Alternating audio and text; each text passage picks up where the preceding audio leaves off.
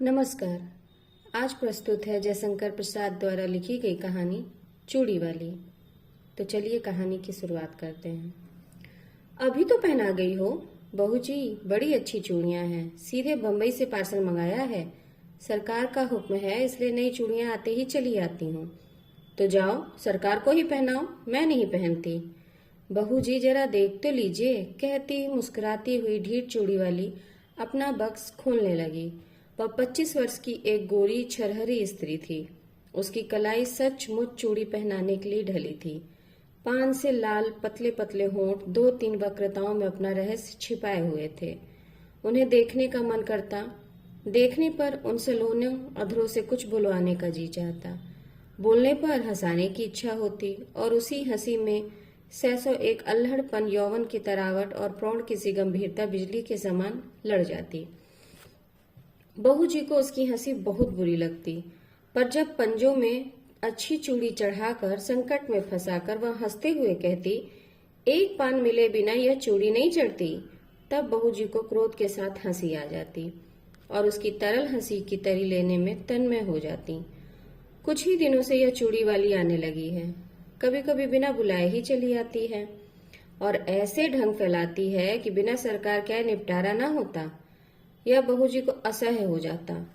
आज उसको चूड़ी फंसाते देख बहू जी झल्लाकर बोली, आजकल दुकान पर ग्राहक कम आते हैं क्या? बहू जी, आजकल खरीदने की धुन में हूँ, बेचती हूँ कम। इतना कहकर कई दर्जन चूड़ियां बाहर सजा दी। स्लीपरों के शब्द सुनाई पड़े। बहू जी ने कपड़े संभाले, पर वह ढीठ चूड़ी वाली बालिकाओं के समान सिर टेढ़ा करके यह जर्मनी की है, यह फ्रांसीसी है, यह जापानी है कहती जाती। सरकार पीछे खड़े मुस्कुरा रहे थे। क्या रोज नई चूड़ियां पहनाने के लिए इन्हें हुक्म मिला है? बहू जी ने गर्व से पूछा। सरकार ने कहा, पहनो तो बुरा क्या है? बुरा तो कुछ नहीं, चूड़ी चढ़ाते हुए कलाई दुखती होगी। चूड़ी वाली ने सिर नीचा किया, कनखियों से देखते हुए कहा।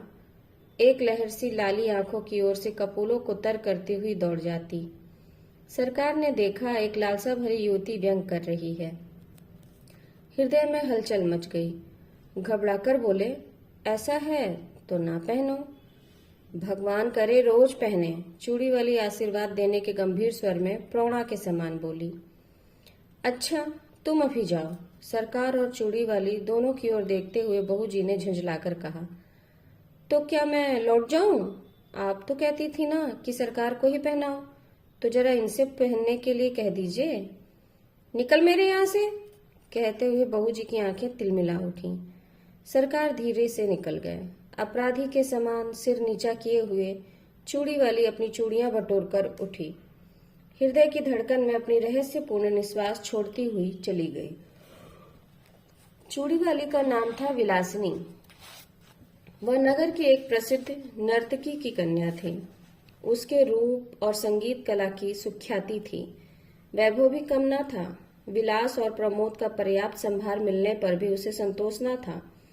हृदय में कोई अभाव खटकता था। वास्तव में उसकी मनोवृत्ति उसके व्यवसाय के प्रतिकूल थी।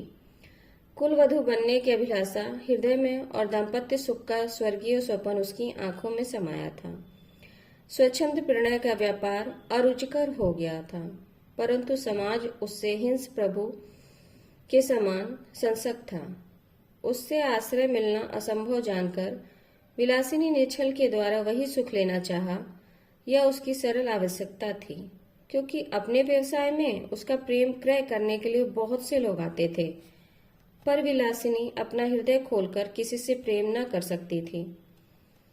उन्हीं दिनों सरकार के रूप में यौवन और चारित्र्य ने उसे प्रलोभन दिया। नगर के समीप बाबू विजय कृष्ण की अपनी जमींदारी में बड़ी सुंदर अट्टालिका थी। वहीं रहते थे। उनके अनुचर और प्रजा उन्हें सरकार कहकर पुकारती थी। विलासिनी की आंखें विजय कृष्ण पर गड़ गईं। अपना चिर संचित मनोरथ पूर्ण करने के लिए वह कुछ दिनों के लिए चूड़ी वाली बन गई थी। सरकार चूड़ी वाली को जानते हुए भी अनजान बने रहे। अमीरी का एक कौतुक था, एक खिलवाड़ समझकर उसके आने जाने में बाधा न देते थे। विलासिनी के कलापूर्ण सौंदर्य ने जो कुछ प्रभाव उनके मन पर डाला था, उसके लिए उनके सुरुचिपूर्ण मन में अच्छा बहाना खोज लिया था। वे सोचते, बहू जी का कुलवधू जनोचित सौंदर्य और वैभव की मर्यादा देखकर चूड़ी वाली स्वयं पराजय स्वीकार कर लेगी और अपना निष्फल प्रयत्न छोड़ देगी। तब तक यह एक अच्छा मनोविनोद चल रहा है। चूड़ी वाली अपने कौतूहलपूर्ण कौशल में सफल न हो सकती थी, परंतु बहू जी के आज के व्यवहार ने प्रतिक्रिया उत्पन्न कर दी और चोट खाकर उसने सरकार को घायल कर दिया। अब सरकार प्रकाश्य रूप से उसके यहाँ जाने लगे। विलास रजनी का प्रभात भी चूड़ी वाली के उपवन में कटता। कुल मर्यादा, लोक लाज और जमींदारी सब एक और चूड़ी वाली अकेले। दलान में कुर्सियों पर सरकार और चूड़ी वाली की बैठकर रात्रि जागरण का खेद मिटा रहे थे। पास ही अनार का वृक्ष था, उसमें फूल खिले थे। एक बहुत ही छोटी काली चिड़िया उन फूलों में चोंच डालकर मकरंद पान करती हुई कुछ केसर खाती, फिर हृदय विमोहक कलनाद करती हुई उड़ जाती।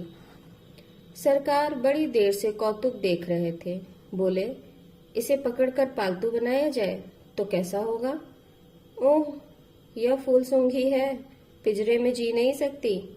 उसे फूलों का प्रदेश ही जिला सकता है, स्वर्ण पिंजर नहीं। उसे खाने के लिए फूलों की केसर का चारा और पीने के लिए मकरंद मदिरा कौन जुटाएगा? पर इसकी सुंदर बोली संगीत कला की चरम सीमा है।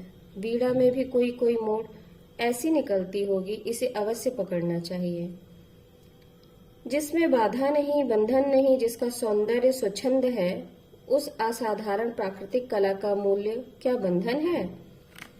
कुरुचि के द्वारा वह कलंकित भले भी हो जाए, परंतु पुरस्कृत नहीं हो सकती। उसे आप पिंजरे में बंद करके पुरस्कार देंगे या दंड? कहते हुए उसने विजय की एक व्यंग भरी मुस्कान छोड़ी। सरकार की उस वन विहंगम को पकड़ने की लालसा बलवती हो उठी। उन्होंने कहा, जाने भी दो, वह अच्छी कला नहीं जानती। प्रसंग बदल गया। नित्य का साधारण विनोदपूर्ण क्रम चला। चूड़ी वाली अपने अभ्यास के अनुसार समझती कि यदि बहू जी की अपार प्रणय संपत्ति में से कुछ अंश मैं भी लेती हूँ तो हानि क्या? परंतु बहू जी को अपने प्रणय के एकाधिपत्य पर पूर्ण विश्वास था। वह निष्क्रिय प्रतिरोध करने लगी। राजयक्ष्मा के भयानक आक्रमण से वह घुलने लगी और सरकार वन विहंगिनी विलासिनी को स्वायत्त करने में दत्तचित हुए। रोगी की ससुरा और सेवा में कोई कमी न थी, परंतु एक बड़े मुकदमे में सरकार का उधर सर्वस्वांत हुआ, इधर बहू जी चल बसी। चूड़ी वाली ने समझा कि उसकी पूर्ण विजय हुई, पर बात कुछ दूसरी थी। विजय कृष्ण का यह विनोद एक छलावा था। जब सब कुछ चला गया तब विनोद लेकर क्या होगा? एक दिन चूड़ी वाली से छुट्टी मांगी। उसने कहा, कमी किस बात की है? मैं तुम्हारी ही हूँ और सब विभव भी तुम्हारा है। विजय कृष्ण ने कहा, मैं वैश्या की दी हुई जीविका से पेट पालने में असमर्थ हूँ। चूड़ी वाली बिलखने लगी। विनय किया, रोई, गिड़गिड़ाई, पर विजय कृष्ण चले ही गए। वह सोचने लगी, अपना व्यवसाय और विजय की गृहस्थी बिगाड़कर जो सुख खरीदा था उसका कोई मूल्य नहीं। मैं कुलवधू होने के उपयुक्त नहीं। क्या समाज के पास इसका कोई प्रतिकार नहीं?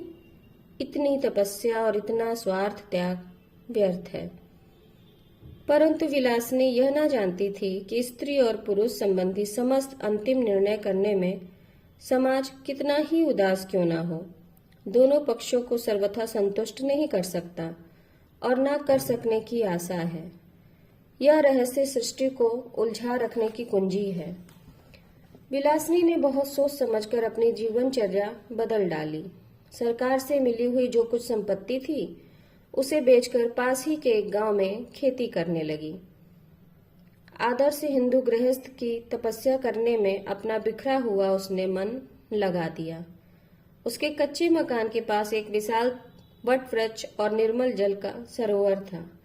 वहीं बैठकर चूड़ी वाली ने पथिकों की सेवा करने का संकल्प किया।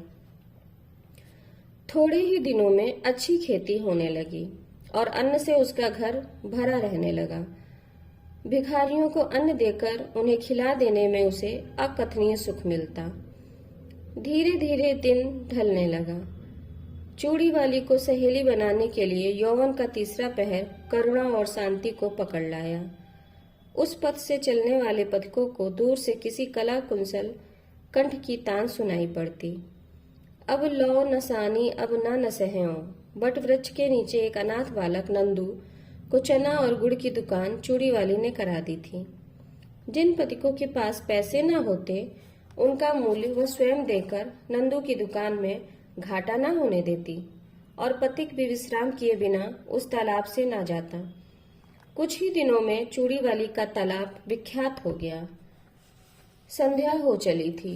पखेरुओं का बसेरे की ओर और लौटने का कोलाहल मचा और वट वृक्ष में चहल पहल हो गई।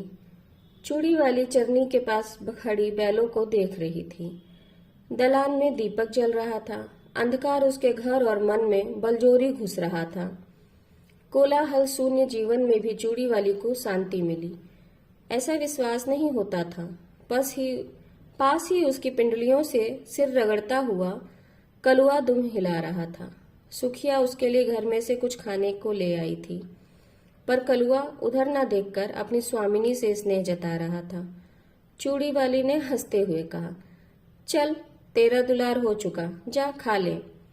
चूड़ी वाली ने मन में सोचा, कंगाल मनुष्य स्नेह के लिए क्यों भीख मांगता है? वह स्वयं नहीं करता, नहीं तो तृण विरुद्ध तथा पशु पक्षी भी तो स्नेह करने के लिए प्रस्तुत हैं। इतने में नंदू ने आकर कहा, माँ, एक बटोही बहुत थका हुआ भी आया है। भूख के मारे वह जैसे शिथिल हो गया है। तूने क्यों नहीं दे दिया? लेता भी नहीं, कहता है तू बड़ा गरीब लड़का है, तुझसे ना लूंगा। चूड़ी वाली वट वृक्ष की ओर चल पड़ी। अंधेरा हो गया था। पथिक जड़ का सहारा लेकर लेटा था। चूड़ी वाली ने हाथ जोड़कर कहा, महाराज, आप कुछ भोजन कीजिए। तुम कौन हो? पहले की एक वेश्या।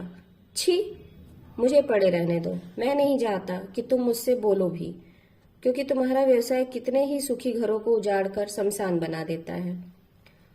महाराज, हम लोग तो कला के व्यवसायी हैं। यह अपराध कला का मूल्य लगाने वालों की कुरुचि और कुत्सित इच्छा का है। संसार में बहुत से निर्लज स्वार्थपूर्ण व्यवसाय चलते हैं, फिर इसी पर इतना क्रोध क्यों? क्योंकि वह उन सबों में अधम और निकृष्ट है। परंतु वेश्या का व्यवसाय करके भी मैंने एक ही व्यक्ति से प्रेम किया था। मैं और धर्म नहीं जानती, पर अपने सरकार से जो कुछ मुझे मिला उसे मैं लोक सेवा में लगाती हूँ। मेरे तालाब पर कोई भूखा नहीं रहने पाता। मेरी जीविका चाहे जो रही हो, मेरे अतिथि धर्म में बाधा ना दीजिए। पथिक एक बार ही उठकर बैठ गया और आंख गड़ाकर अंधेरे में देखने लगा। सहसा बोल उठा, चूड़ी वाली? कौन? सरकार? हाँ, तुमने शोक हर लिया। मेरे अपराधजनक तमाम त्याग में पुण्य का भी भाग था, यह मैं नहीं जानता था। सरकार, मैंने गृहस्थ कुलवधू होने के लिए कठोर तपस्या की है। इन 4 वर्षों में मुझे विश्वास हो गया है कि कुलवधू होने में जो महत्व है वह सेवा का है, न कि विलास का। सेवा ही नहीं चूड़ी वाली, उसमें विलास का अत्यंत यौवन है, क्योंकि केवल स्त्री पुरुष के शारीरिक बंधन में वह पर्यवसित नहीं है। बाह्य साधनों के विकृत हो जाने तक ही उसकी सीमा नहीं है। गृहस्थ जीवन उसके लिए प्रचुर उपकरण प्रस्तुत करता है, इसलिए वह प्रिय भी है और श्रेय भी है। मुझे विश्वास है कि तुम अब सफल हो जाओगी। मेरी सफलता आपकी कृपा पर है। विश्वास है कि अब इतने निर्दय ना होंगे। कहते कहते चूड़ी वाले ने सरकार के पैर पकड़ लिए। सरकार ने उसके हाथ पकड़ लिए। तो ये कहानी यहीं समाप्त होती है। नमस्कार।